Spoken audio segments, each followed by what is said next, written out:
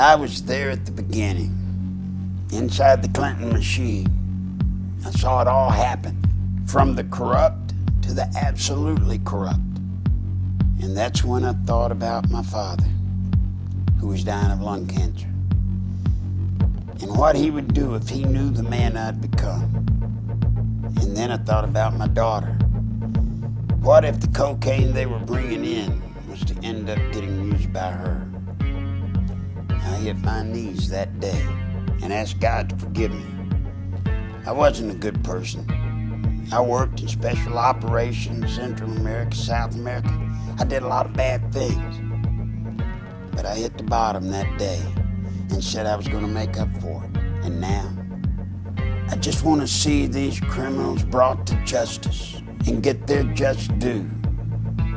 Not made president, but put where they belong, in jail.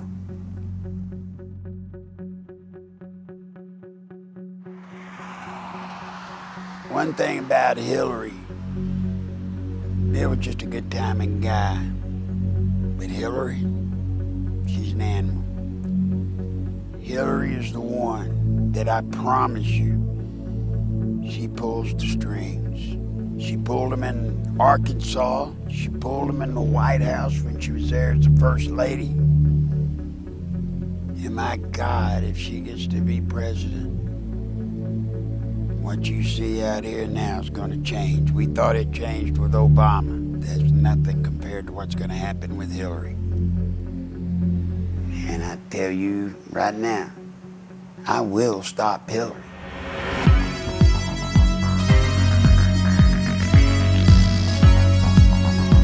We've gone further than anybody we know of, and that's all we're going to say. And people can ask us 100 different ways and from 100 different directions. And we're just going to leave the ultimate decision up to the American people. I really just want everybody to take a deep breath and relax and just, sit back, because here they come again. We're going to have to just ride through this, as we have so many of these other false accusations. Let me get the air clear about this. The email scandal, I believe, was brought out by the Clintons. Now, I would be pleased to talk more about this important matter, but I know there have been questions about my email, so I want to address that directly, and then I will take a few questions from you. You see, we knew running for election, you never want to run as the anointed one. You always want to run as the underdog. Now, it's kind of hard when you're building Hillary Clinton with all the hoopla and who they are now. How do you get to be the underdog? If you look at the email scandal, where did the email scandal come from? The New York Times. The New York Times has never been anything but a PR firm for the Clintons. Even if they had it, there is no way the New York Times would have broke a story about Hillary that could do damage to her. But look what she's done. They have used the email scandal to catapult them into an underdog status. Now, as we get closer to the election, when you get through the primary and you get into the general election, I can tell you, New York Times, read my lips. Go ahead and write the article. It's probably already written. Right when they get into the general election, you know what they're going to say? They're going to say, oh, we've checked all this out, and it turns out there was nothing to it. That's what's going to happen. It's all used to stage Hillary. Now, if you don't believe me, remember when Hillary ran against Barack Hussein Obama. She should have used our system then, but she didn't. She came in as she was the anointed one, and he whooped her. She's not making that mistake this time. And by the way, if you notice, Hillary's also done the other thing you have to do at the formative stage of a campaign. She's gone around, she's sucked up all of the money that's out there. So anybody tries to run against her, I hear people ask me, what do you think about Biden? I don't think about anybody. What are they going to run against her with? They have already laid claim to the money. Once the American public begins to see the emails, they will have an unprecedented insight into a high government official's daily communications, which I think will be quite interesting. You may have seen that I recently launched a Snapchat account. Those messages disappear all by themselves.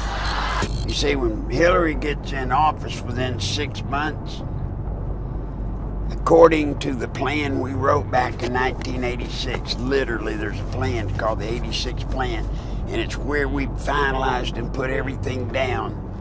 Within 6 months, she will make Bill ambassador to the UN. When Bill gets to be ambassador to the UN, it won't be 6 months then because of the Clinton Foundation, what they've used the Clinton Foundation for. It won't be 6 months until he's made Secretary General of the UN. Now, can you imagine the power Bill and Hillary have? I mean, they will have achieved more power than any couple in the history of the world when they pull that stunt. On January 20th, 1993, William Jefferson Clinton became the 42nd President of the United States. At the time, most Americans were not aware of the extent of Clinton's criminal background, nor were they aware of the media blackout, which kept this information from the public. As State Attorney General and later Governor, Bill Clinton in 12 years achieved absolute control over the political, legal, and financial systems of Arkansas. As president, he would attempt to do the same with the nation by bringing members of his inner circle with him to Washington. The hijacking of America was underway, and its impact on future generations would be incalculable. It was years ago when I was picked up by a man named Mr. Whit Stevens. And Mr. Whit was the brother to Jackson Stevens, and they were the kingmakers in Arkansas. So they called me one day and said, we need to meet with you, and I met with them, and they said, we need you to take a look-see at a guy that we think we can make governor, and we want him to be the youngest governor in the history of the country. So I agreed, and then that's when I met Bill. When I met with him, it was kind of weird because I was talking to him and he was chasing after the waitresses.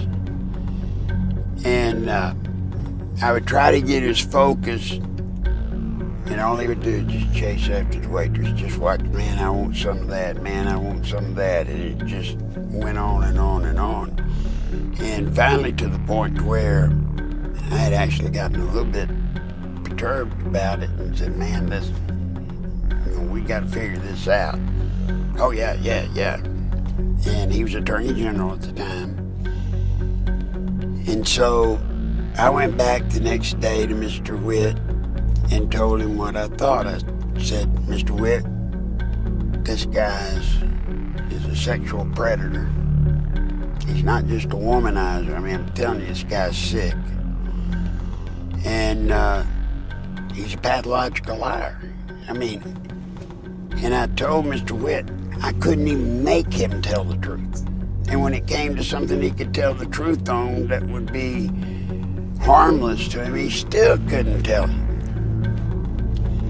Well, Mr. Whit said, you can break him of that. We'll have a talk. So I figured, what the heck. 3 weeks passed, They met with Bill. Apparently they got everything worked out the way they wanted it. And he was in the game running for governor. Tonight, I ask all of you who have stood with me. I ask my opponents and those who have fought with them in their hard-fought campaign. I ask those who have believed in me and those who have doubted to join with me in common purpose. Let us put aside our fears for our hopes. Let us trust each other and work to forge a future that will enrich the lives of our people, a future that will strengthen our traditions and our faith, a future that will make us proud that in our time we gave our best. God bless you all, and thank you very much. No, they didn't tell me anything about it. They didn't say anything to me about it. The airport in question, a matter for federal jurisdiction. The state really had next to nothing to do with it. We had nothing, zero, to do with it, and everybody who's ever looked into it knows that. Your president, the President of the United States, not only was a part of the system that was laundering millions of cocaine dollars, your president signed off on it. He can't deny that he did. You see, because of that, there's one little catch. Every loan that ADFA made, Bill Clinton himself had to sign off on it. More than Bill Clinton, you better identify the people in the loop of the drug running. You better identify the people in the loop for money laundering. And what you'll find there is those people go straight to Washington. Act 1062, if you look at it, it says that ADFA was developed and created to provide low-interest bond loans for churches, schools, colleges. So now look what happened to our legislature. They voted on a bill creating ADFA, thinking that they were getting money to colleges and schools to buy books and so forth. What better way to run thousands of, tens of millions of dollars, launder it, clean it up, and use the cover of a state agency to do it. When Oliver North, Poindexter, and those guys got KO'd, knocked out of the box because of Iran-Contra, I was asked to come down and help, and I did. I had to cut loose from there. It got bad. There was something happened with a little girl and her mother that I don't want to go over, but it fried my brain, and it was time to quit. My family said that why didn't I get in touch with my buddy Bill Clinton and get a job with the state and get out of that racket. I called Bill, and Bill said, "You bet, we've got a place for you." And he brought me on to this agency called the Arkansas Development Finance Authority. Now, as much as I had involvement with state government, I had never heard of that agency. And I was surprised to find out that its mission statement was that it would make low-interest bond loans to churches, schools, libraries, which was kind of odd because it also made loans to industry. Well, the problem with that was we already had an Arkansas Industrial Development Commission, and it was duplicating the work. What I found after about a couple of weeks of being there is it was strictly there for Friends of Bill. We didn't loan money to churches. We didn't make low-interest bond loans to schools. We made low-interest bond loans to Friends of Bill. Jennifer Flowers, in a tabloid interview for which she was paid, says she carried on a long-term affair with Governor Clinton from the late 1970s through the end of 1989. Are you prepared tonight to say that you've never had an extramarital affair? I'm not prepared tonight to say that any married couple should ever discuss that with anyone but themselves. Quapaw Towers is the place where Jennifer Flowers had an apartment. Anybody in power in Arkansas knew Bill with his girlfriends and all that, but nobody would dare talk about it. I filed a lawsuit, and I brought them out. I named them. One of the women was Jennifer Flowers. Well, as was the day, Clintons controlled the media here. They wouldn't touch anything. I had a big press conference on the steps of the Capitol. All the media in the state was there. I walked all the way down the hall. They got it. They videoed me walking to the hall. Go to Bill's office, throw the lawsuit across his desk. Pretty dramatic, I might say. Nobody covered it. Nobody. Eventually, every allegation stemming from Nichols' 1990 lawsuit and press conference would prove valid regarding Clinton's sexual liaisons, his drug usage, and his criminal activities relating to ADFA and Whitewater. Gradually, the women who had carried on adulterous affairs with Clinton began to emerge. Betsy Wright, Clinton's former chief of staff, admitted she had been hired to conduct media smear campaigns against anyone planning to tell the truth about the governor's sexual habits. She was prepared to go after at least 26 women who had the potential of destroying Clinton's chance at the presidency. During the 1992 presidential campaign, I was getting bludgeoned by the media because Jennifer Flowers had come out of my lawsuit. A man called me on the phone on a Monday. His name was Gary Johnson. He was an attorney. He told me that he felt bad because I was being bludgeoned, and he wanted to talk to me about handling my case. Well, I was craving an attorney, any attorney, to help me. You know, I saw Larry out there doing battle, so to speak, on his own, and I felt like he needed some help. I met him on a Tuesday. He was a special attorney. I didn't even know it. You see, he lived next door to Jennifer Flowers. He told me that he had bought a bicycle, and there was a lot of theft in and up and down the halls of the apartment complex. So he put a camera so he could watch his bicycle. But guess what he caught on camera? He caught Bill Clinton going in and out of Jennifer's apartment with a key. Well, so he knew I was telling the truth about the womanizing. He certainly knew I was telling the truth about Jennifer. So I said, great. I said, you can get on board, but I warned him. I said, Gary, you got to be careful. He said, oh, nothing's going to happen to me. I'm not scared of him. There was a Friday that we were supposed to meet, and I called. He didn't answer. Well, I called his office all day. He didn't answer. His office hadn't heard from him. That Saturday, we went to his apartment and found him. He had been bludgeoned. He had been beat horribly, and he had literally been left for dead. What was significant about the beating he took, the licks that he took were specific. For example, they hit him in just such a way, military hand-to-hand, hit him in such a way that they ruptured his spleen. They did all kinds of things that would kill you. We found him, got him to the hospital. He made it.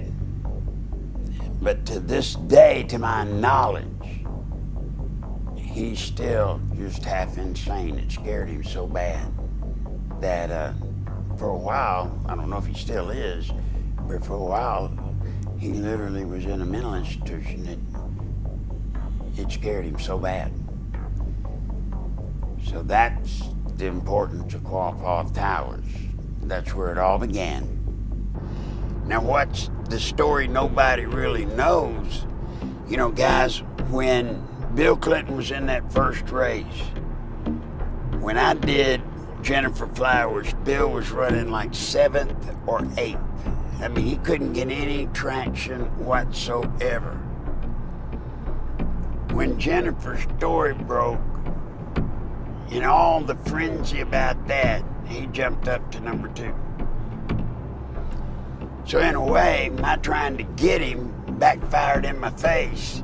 And instead of getting him, I elevated him, and the rest is history.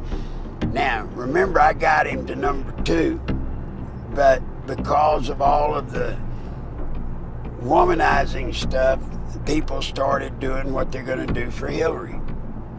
You see, they're playing this right. Hillary's not saying anything about it. She's letting her numbers go down, because if you're going to win, you got to run. If you're at Clinton and you want to win, you've got to run from a position of being an underdog, because everybody loves an underdog, right?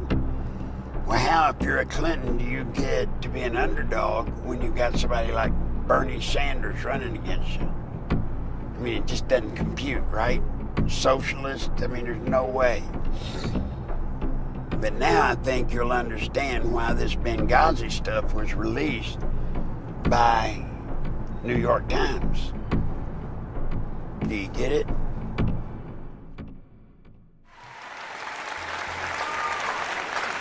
I'll tell you a couple of stories about fraud. The Bohemian Club, as you say, the Bohemian Club? That's where all those rich Republicans go up and stand naked against redwood trees, right? I've never been to the Bohemian Club, but you ought to go. It'd be good for you. Get some fresh air. I know nothing about the Bohemian Grove with Bill. I know about once a month Hillary would go out to Los Angeles. And she did it so regular that it became a bit of an issue, trying to, why is she always going? Bill told me that she was going out there, she and a group of women, and she would be a part of a witches' church. And man, when Bill told me that, you could have hit me with a baseball bat. I tried to point out to him, you realize what had happened if that got out? Of course, my job is to make sure it didn't get out. Now, I don't know today if Hillary still partakes in the witch ritual. I don't know that I even know what the ritual was. But for the better part of many years, Hillary would go quite often, whether it was regularly once a month or maybe once every couple of months. She would go out on a weekend simply to be a part of it.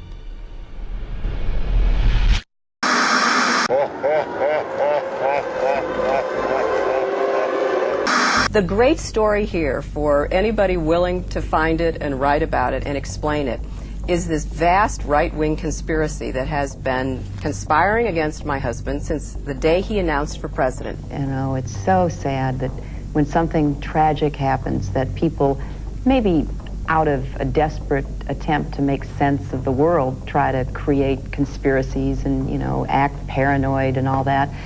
But some of it is not explainable except for people who just want to cause trouble. But you let it rub off you. Yeah, you have to.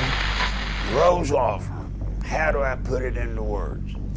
When Bill became governor, I believe the paycheck for the governor was $28,000 a year. Hardly the kind of money that would get you up into the higher earning bracket. Hillary went to the Rose Law Firm. She, Webb Hubbell, Vince Foster, they went there because that gave Hillary, once again, it gave her a vehicle that she could use. By Bill being governor, Rose Law Firm being the lobbyist for all types of major industry, which Hillary would facilitate, they made a fortune. You know, Tom and Bill have a lot in common. They both have wives who support them in these efforts that they are engaged in, both emotionally and financially, I might add. The money went to Hillary, not to Bill. So when you try to check out Bill and say, well, gosh, he made a fortune when he was governor, certainly made more than $20-something thousand. That's how they did it. They did it through Hillary, and the Rose Law Firm got them everything they wanted. The people we are fighting today, we funded 20 years ago. We came, we saw, he died. I mean, genetically modified sounds Frankensteinish. Drought resistance sounds really something you want. We cannot let a minority of people, and that's what it is. It is a minority of people hold a viewpoint that terrorizes the majority of people. We are in an information war, and we are losing that war. It's no secret that we're going up against some pretty powerful forces that will do and spend whatever it takes to advance a very different vision for America. The best way to stop Hillary, let me tell you, there's only one way to stop Hillary. You know, it's not going to be Benghazi. It's not going to be the email scandal. I don't think that'll hurt her. The information I've got that has to do with Vince Foster will carry the day in the end. If Hillary is to be stopped at all, that's what's got to do it. That's why they consider me such a threat. Remember, Bill said it, that, you know, when some reporter asked him who was the worst enemy of the Clintons, he said Larry Nichols in so many words and stuff. There's a reason he says that, because I'm holding the actual files. From the outset, the investigation into the death of Vince Foster has been marred by controversy. At Bill Clinton and Attorney General Janet Reno's insistence, responsibility for the investigation was turned over to the Park Police, even though Foster's death fell within the jurisdiction of the FBI. Not until his death had sufficiently developed into a full-fledged scandal 7 months later would the FBI be allowed in. The results of the FBI's investigation, along with the findings of the Park Police and coroner, were incorporated into a report issued by Special Counsel Robert Fisk. The report, released June 30th, 1994, confirmed suicide as the cause of death. However, a careful examination of key pieces of evidence taken directly from the report itself indicate a number of alarming contradictions inconsistent with the report's own conclusion that Foster took his life. The official coroner's report depicts a large gaping 1-inch exit wound located 3 inches below the crown of Foster's head. According to Fisk, the area surrounding the body at the park was meticulously searched to a depth of 18 inches, but no brain tissue or skull fragments were found. An FBI analysis found none of Foster's fingerprints on the gun, despite the fact the gun was found in Foster's hand. However, the FBI did make one extraordinary discovery. One latent fingerprint was visible on the underside of the right pistol grip, approximately 2 inches from the base of the grip. This print did not belong to Foster. No attempt was made to determine the identity of the person whose print was found on the gun's hand grip. There's another story that you have, which is the Secret Service memo. Now, that's where the Park Police officially notified the White House Secret Service that they had found the body of Vincent Foster. And that version, they say they found him in his car in the parking lot of Fort Marcy Park. And it went so far as to say a .38 caliber revolver was found in the car with him. It went into detail saying that there was a 6-pack of Bartle and James wine coolers in the front seat. One that had been opened and he drank it, the others hadn't been opened. It said his briefcase was in the back seat. It's in detail. That story, she can't run away from. And I know people say, well, good God, Larry, that's Vince Foster, that's old news. No, that's a death. Statute of limitations does not exist for that case. I'm not saying Bill and Hillary killed him. I'm not saying they had him killed. I don't know. I truly do not know. But what I do know is they moved that body. They moved his body. Then you have to ask why. Why did they move his body? Because where he died would have been under the D.C., Washington, D.C. police. And had that have been discovered, something would have come out. And that would have been the mitigating circumstances. And that circumstance would have been that Vince and Hillary had a long-standing affair. If that story had come out with the death of Vince Foster, that Hillary was the first lady in American history to be caught having an affair on the president, I assure you, gentlemen, Hillary wouldn't be running for president today.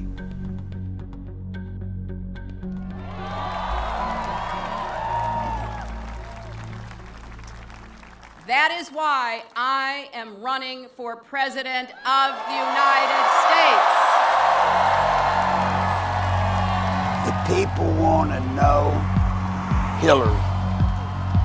The Hillary that I knew back here in Arkansas.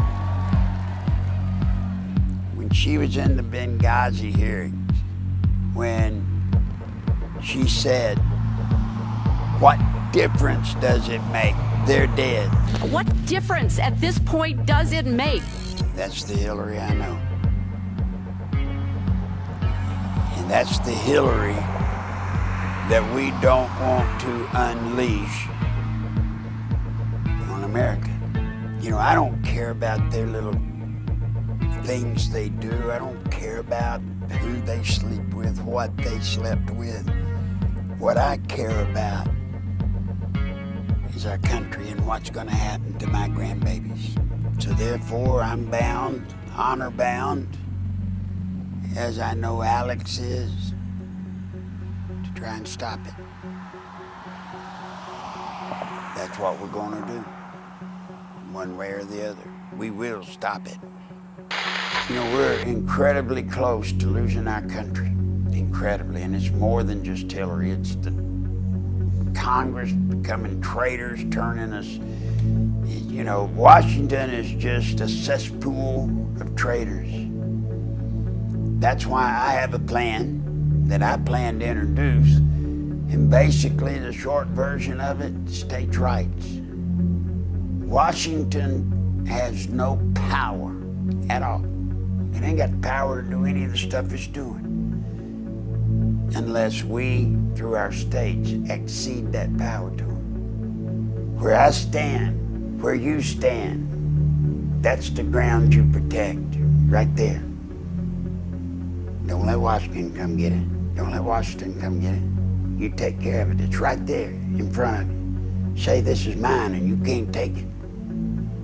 If we do that, we'll be all right. If we don't, generations to come will never see what we've had. Never. That's my story, and I guess I'm sticking to it.